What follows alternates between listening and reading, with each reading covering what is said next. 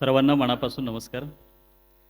पुणे वाद आणि वक्तृत्व मंडळ यांच्या वतीनं गेली 7 वर्ष आणि हे 8वं वर्ष आयोजित केल्या जाणाऱ्या या वक्तृत्व स्पर्धा आणि या वक्तृत्व स्पर्धेचा आजचा दिवसभराचा जो काही सगळा कार्यक्रम आहे तो संपलेला आहे आणि मुख्य पारितोषिक वितरण प्रसंगासाठी समारंभासाठी आपण जमलेलो आहोत.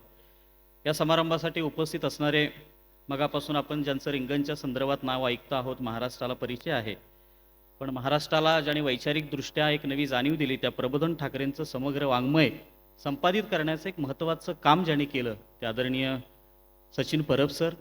या वक्तृत्व स्पर्धेसाठी माझ्यासोबत ज्यांनी सहकारी म्हणून काम केलं ते आदरणीय प्रताप साळुंके सर. आता ज्यांनी मनोगत व्यक्त केलं ते माझे मित्र प्राध्यापक डॉक्टर स्वप्नील इंगोले. त्याचबरोबर या संपूर्ण संयोजनामध्ये ज्यांचा महत्त्वाचा सहभाग आहे ते आदरणीय कंद सर. गेल्या 2-3 वर्षामध्ये ज्यांनी या स्पर्धेचं विजेतेपद पटकावलं ते सर्व विजेते, यश आहे किंवा इतर सर्व इरफान, इतर सगळी मंडळी आहेत. त्याचबरोबर या संपूर्ण संयोजनामध्ये गेली कित्येक दिवस जी झटतायत, मग अगदी प्रवीणपासून निखिलपर्यंत आणि रोहनपासून अगदी स्वामीदादांच्यापर्यंत आणि बरेचसे त्यांचे अगदी इकडं बरेचसे मला अश्विनीपर्यंत बरीचशी नावं परिचयाची नाहीत. मी फारसा वक्तृत्व स्पर्धेनंतर परीक्षणामध्ये सुद्धा फारसा नव्हतो किंवा त्या क्षेत्रामध्ये फारसा रमलो नाही, नंतर थोडासा बाजूला गेलो. पण तरीसुद्धा या स्पर्धेचं नाव ऐकून मला वाटलं की आपण तिथं जावं. या स्पर्धेला येण्यामागचा परीक्षक म्हणून माझा उद्देश एवढाच होता. मी सकाळी कंद सरांना सुद्धा म्हटलं की आपण ज्या क्षेत्रामध्ये काम करत असतो त्या क्षेत्राच्या बाजूला जाऊन थोडं चांगलं काहीतरी ऐकायला मिळावं. आणि तुम्हाला एक महत्त्वाची गोष्ट सांगतो की परीक्षक हा केवळ तुमचं मूल्यमापन करण्यासाठी नसतो, तर त्या परीक्षकाला सुद्धा तुमच्याकडून काही 4 चांगल्या गोष्टी शिकता येतात आणि त्या शिकण्यासाठीच मी नम्रपणे दिवसभर माझ्या खुर्चीवर बसलेलो होतो. आणि कौतुकाने एक गोष्ट सांगतो की सकाळपासून जेवढे काही स्पर्धक याच्यामध्ये सहभागी झाले 60 पासून अधिक, त्या सगळ्या स्पर्धकांनी केलेली मांडणी, त्यांनी मांडलेले विचार म्हणजे 20 ते 25 या वयाच्या टप्प्यावरचे हे सगळे स्पर्धक आहेत आणि ते स्वतःची मांडणी इतक्या चांगल्या पद्धतीनं करत आहेत. म्हणजे ट्रोलिंग सारख्या विषयापासून ते अगदी मी सगळे हे विषय जे पाहिलेले आहेत, म्हणजे अगदी हा महाराष्ट्र जगवण्याचा विषय आहे किंवा एकलव्याच्या अंगठ्याची जखम अजून ताजी आहे, त्या सगळ्या विषयावरती ही सगळी 20-25तली मुलं जेव्हा ठामपणे अभ्यासपूर्ण जेव्हा मांडणी करतात, इकडं-तिकडं 19-20 होईल तो मुद्दा वेगळा. पण या वयामध्ये महाविद्यालयीन जीवनामध्ये जर तुम्हाला इतकी विचार करण्याची क्षमता प्राप्त झाली असेल, तर येणाऱ्या काळामध्ये आपलं भविष्य नक्की उज्ज्वल आहे, हे मी पहिल्यांदा नम्रपणे तुम्हा सगळ्यांना सांगू इच्छितो. दुसरा महत्त्वाचा मुद्दा, परिवर्तन हे असं व्यासपीठ आहे, म्हणजे तो मराठी साहित्यामध्ये किंवा इतर सगळ्या क्षेत्रामध्ये शब्द वापरला जातो की प्रयोगशीलता.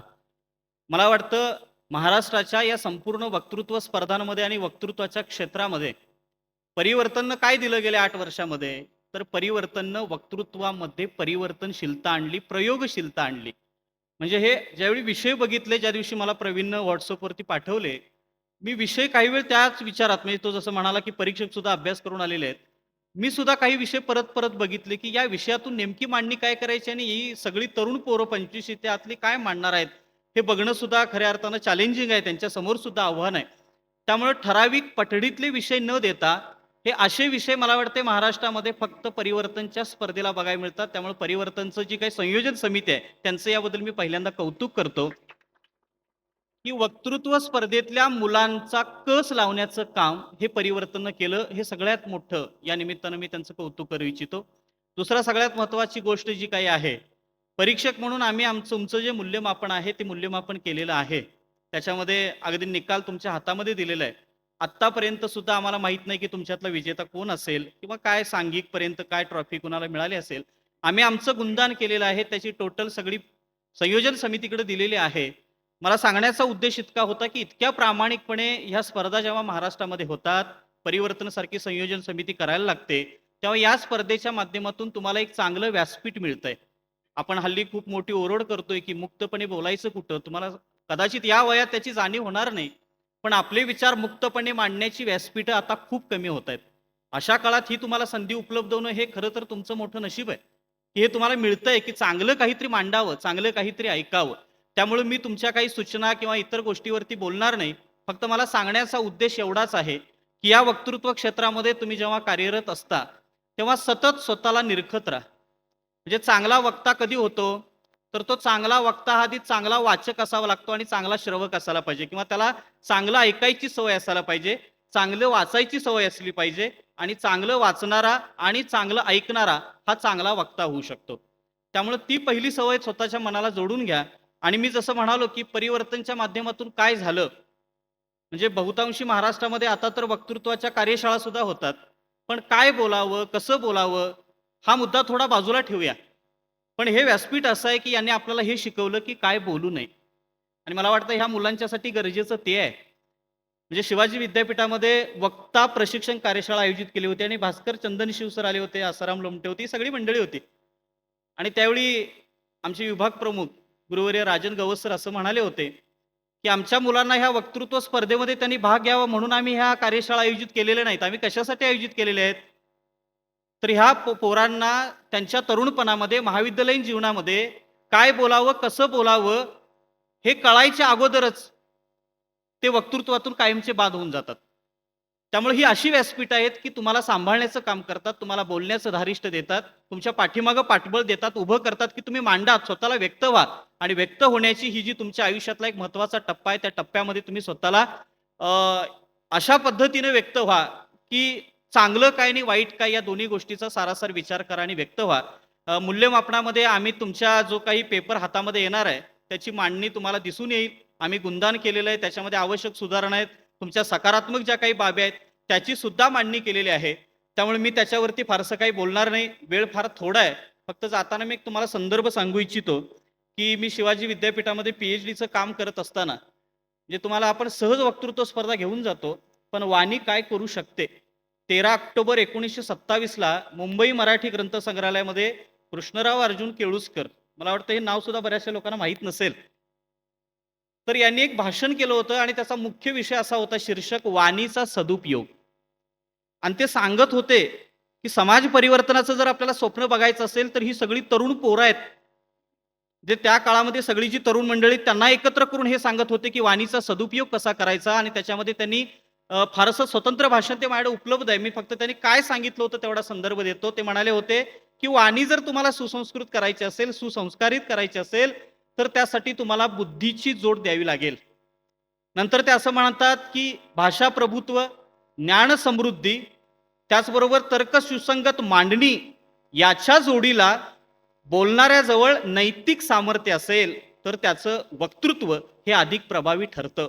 त्यामुळे या 4 गोष्टी जरी तुमच्या लक्षात आल्या, तरी सुद्धा तुम्ही स्वतःला सिद्ध करू शकता.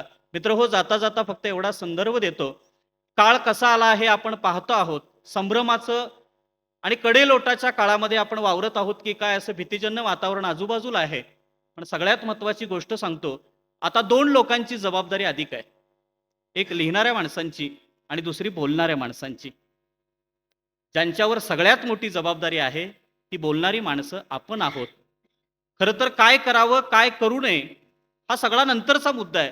फक्त एक चांगला वक्ता म्हणून तुम्हाला चांगलं स्वतःला सिद्ध करायचं असेल, तर मी एवढंच सांगतो, वाईटाला वाईट म्हणायची जर तुमच्यात ताकद नसेल, तर एक वक्ता म्हणून, एक चांगला नागरिक म्हणून, किमान जे चांगलं आहे, त्याला चांगलं जरी म्हटलात, तरी मला वाटतं तुम्ही एक उत्तम नागरिक बनू शकता.